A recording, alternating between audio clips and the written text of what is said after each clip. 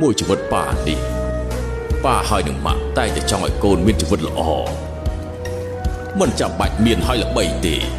ឲ្យតែកូនមានសុភមង្គលហើយគ្មានទុក្ខព្រួយមួយជីវិតប៉ានេះ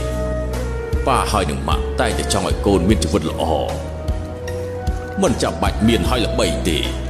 ឲ្យតែកូនមានសុភមង្គលហើយគ្មានទុក្ខព្រួយមួយជីវិតប៉ានេះប៉ាហើយនឹងម៉ាក់តែតែចង់ឲ្យកូនមានជីវិតល្អមិនចាំបាច់មានហើយល្បីទេ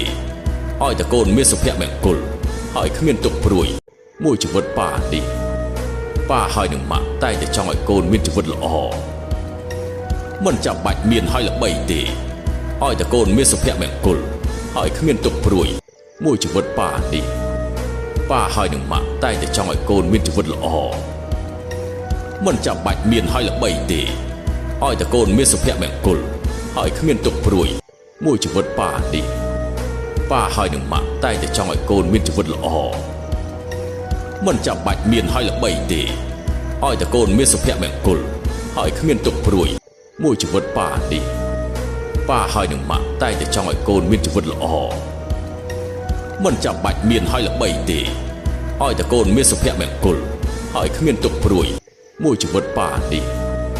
ប៉ាហើយនឹងម៉ាក់តែតែចង់ឲ្យកូនមានជីវិតល្អ